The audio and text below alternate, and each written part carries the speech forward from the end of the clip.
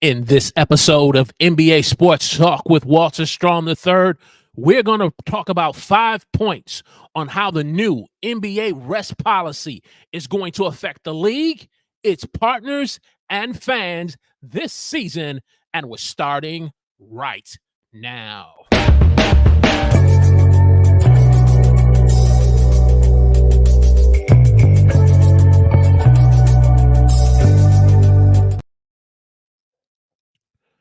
Praise the Lord. Welcome to NBA Sports Talk with Walter Strong III, where we talk NBA basketball and more from a fan's perspective. If you're new here, I want to encourage you to subscribe to the new channel, click the alert notification button, join the conversation in the comment section of NBA Sports Talk, and give us your feedback about your favorite team or player. And so this video, we're going to talk about the new NBA rest policy that was just announced by Adam Silver and the NBA Board of Governors yesterday, and how it's going to affect the league, its partners, and its fans this season. And so without further ado, let's get into the content and get into the discussion of how this new NBA rest policy is going to affect the league, its partners, and fans. It's also known as the Player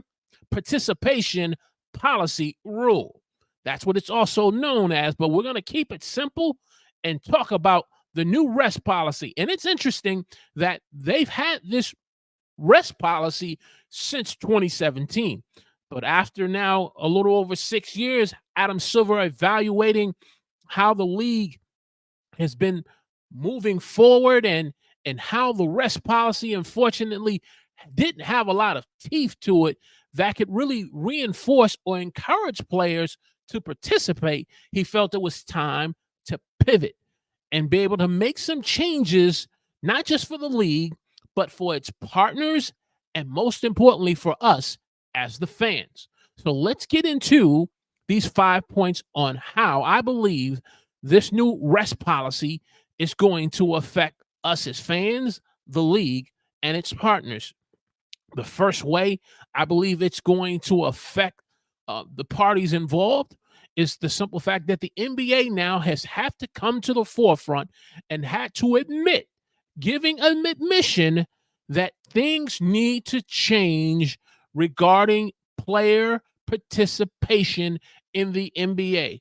Unfortunately, we've seen too many times where players who were healthy and maybe were fatigued a little, but didn't have a serious injury, but yet they rested necessary games for them to be able to get through the regular season to the playoffs. We've also saw teams towards the end of the season, when they realized that they were eliminated from playoff contention, that they would go ahead and shut their stars down so that they could position themselves for the NBA draft or the draft lottery. And so we've seen how over the years, rather players, but most importantly, teams have abused player participation and players getting unnecessary rest when they were healthy enough to compete. And so the NBA had to admit and give an admission that it's time for the league, point number one, to return to an 82-game season. It's time.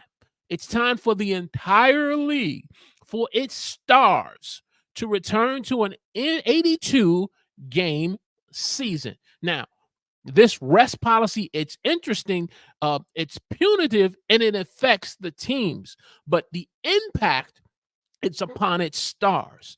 And when Adam Silver clarified who these stars were, he was talking about NBA players who have made the All-Star game, NBA players who've made the NBA team, NBA all team first or second or third team.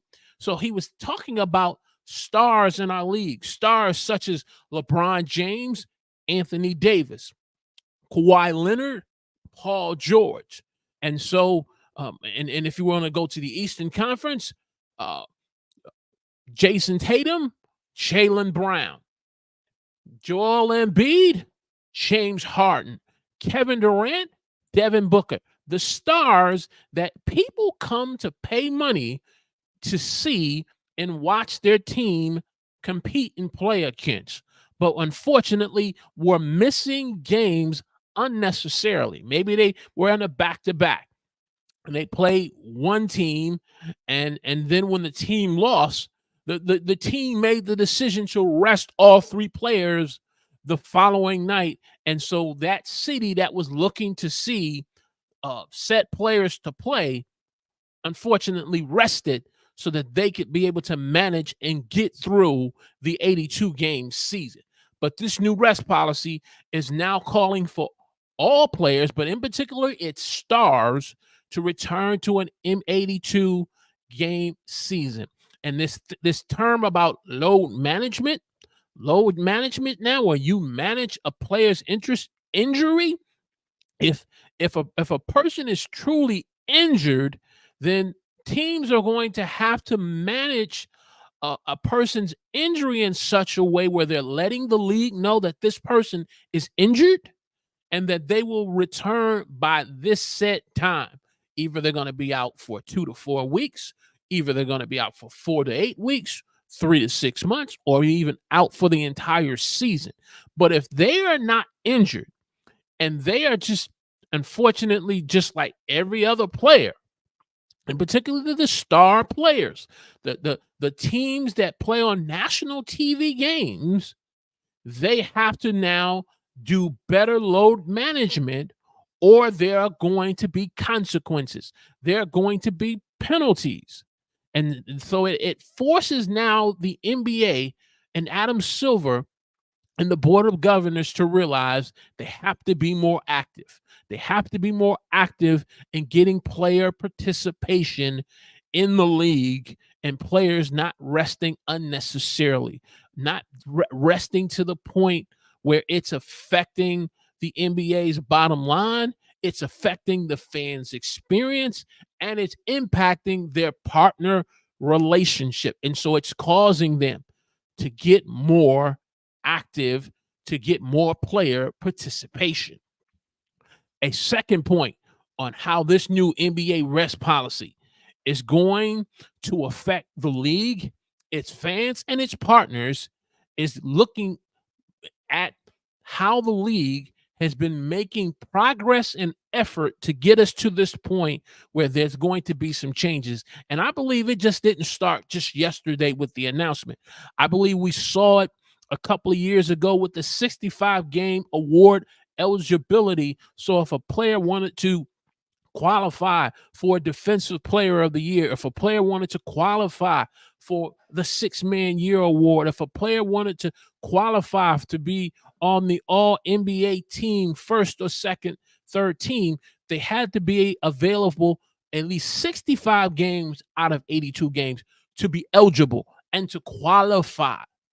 So, for example, Jaren Jackson Jr., who won the Defensive Player of the Year last year, had these if this new policy would have been in effect, he would not have won that award because he would have fell 2 games short and he would have only played 63 games. And so you're seeing now this new policy with new teeth against its stars, but most importantly, its team, to make sure that their players are available. We're seeing new tournaments like the play-in tournament being added to the playoff series, and now this season with the in-season tournament to encourage player participation. This new rest policy now is going to encourage teams to make sure that their players are available, not just through the regular season games, but through the in-season tournament. They're going to make sure that they're available so that they can play national televised games, back-to-backs, and not shutting down the season just because a team has been eliminated from playoff contention. Not shutting down a player because maybe a team is now interested in trying to trade them for another player or other group of players. And so it's the league is now taking the necessary efforts to bring change so that we can see a better product and brand with the NBA. Third point that I want to touch on is Adam Silver talked about in his press conference that for so long that the NBA and its board of governors have been relying on the data and the science to kind of determine on how teams should rest or load manage injuries that players were having. And so they kind of left it to the teams. They kind of left it to their doctors. They kind of left it to their trainers to interpret the science. And unfortunately, because they had that hands-off approach, they saw how things got out of control.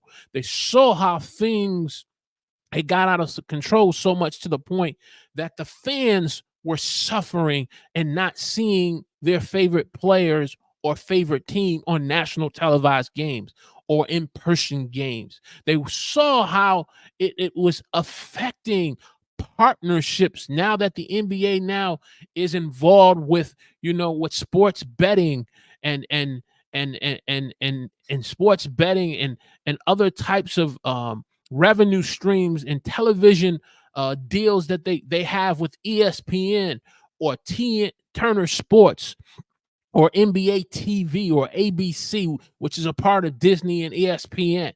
They realize now that they have to now look at the data, and what the data has been showing them that players who committed to play in summer competition and then start the season the following season, just like the Olympics or the World Cup, they found through the data that players were not getting injured as it was once being said if players were playing back-to-back or playing longer into the season because they were involved in summer competition, such as the Olympics or the World Cup.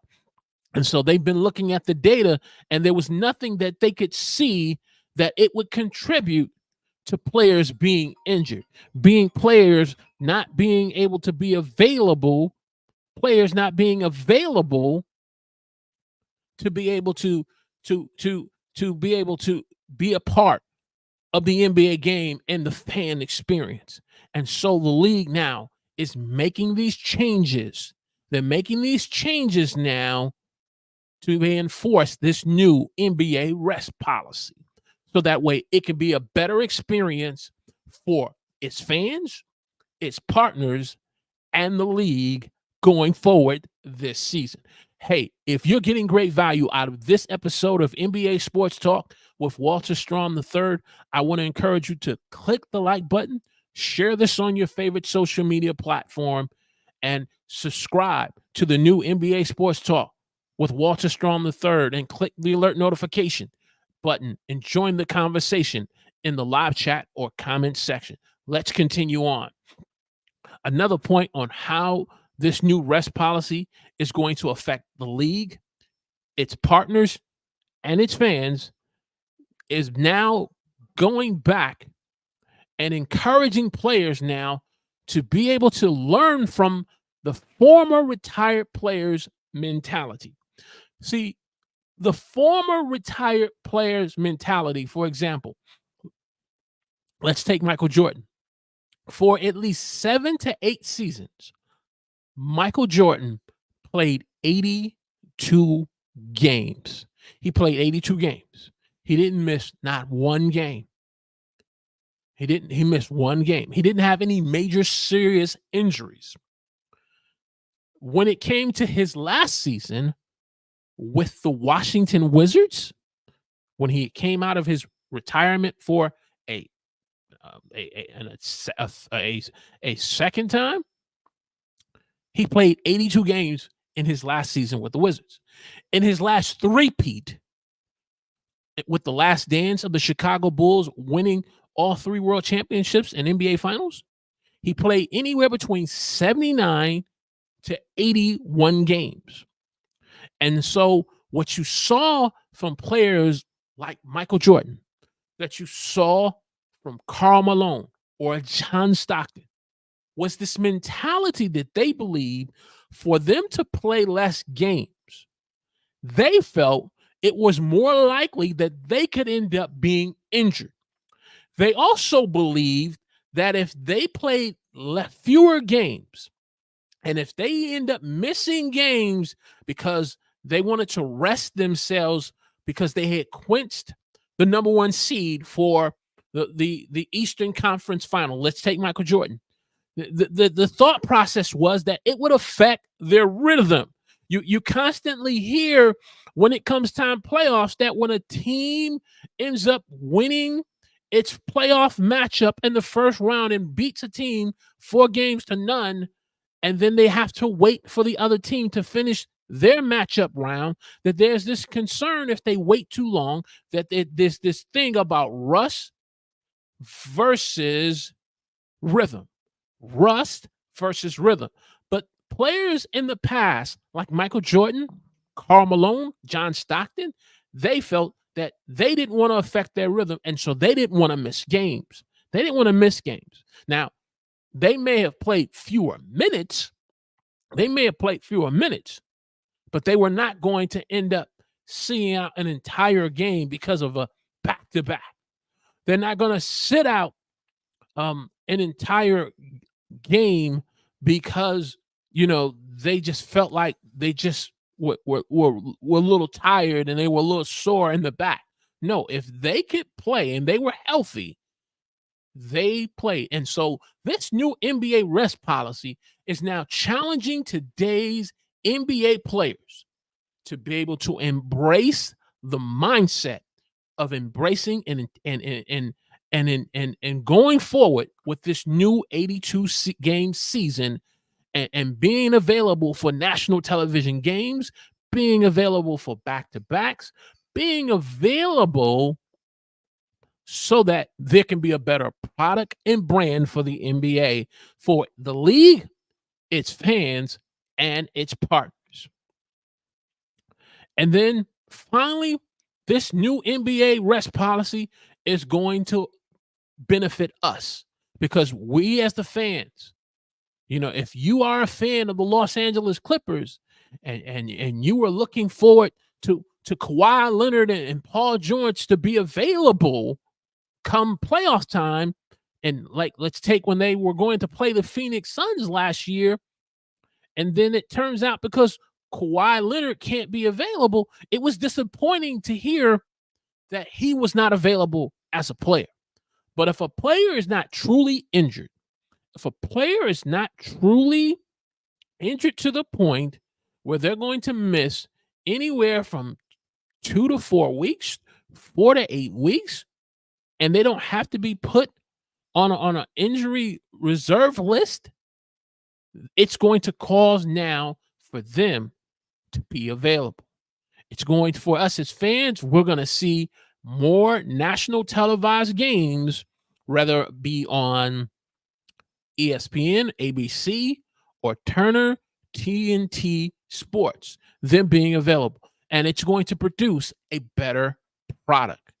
And so this new announcement of the new NBA rest policy, or what they call the player participation policy rule, I believe is going to truly have a great impact that benefits the league, its partners, and us as the fans. And so the question that I have for you today here on NBA Sports Talk with Walter Strong III in this episode is, how do you feel, how do you believe this new player participation policy rule will affect the league in your opinion? How do you think it's going to affect its partners? The partners are those who are part of now with the league now being involved with sports betting. The league now having its television billion-dollar deal with its TV partners. And how is it going to affect us as fans? Do me a favor. Whether if you're watching me live in this episode or in the comments section, let me know your thoughts on how it's going to affect those three people. Because when you look at the partners and you look at the fans, that comes down to bottom line. That comes down to money. And if the money is being messed with, the league has now saw that the money has been messed with long enough. It's time to implement this change. So respond to that question. Respond to that question for me and give me your feedback either in the live chat or in the comments section. And it truly, we will continue this conversation on NBA Sports Talk with Walter Strong III regarding this. And I want you to stay tuned because in the next episode of NBA Sports Talk, we're going to go deeper. We're going to go deeper and about this player participation policy rule in terms of who gets impacted by the consequences, who get a clear definition of who are the stars, and as I said, how it's going to impact the league, the partners, and us, the fans. And so we're going to go ahead and bring this episode to a close, but I want to encourage you to check out some of our recent episodes on NBA Sports Talk as we get ready to bring this video, this live stream to a close, and check out some of our recent ones, rather about who the top 10 greatest shooting guards are or the top 10 power forwards are of all time. So I want to encourage you to check that out until we get ready to get back together again on NBA Sports Talk. And we continue this conversation on player participation policy and how it's going to affect the league, its partners, and us as the fans.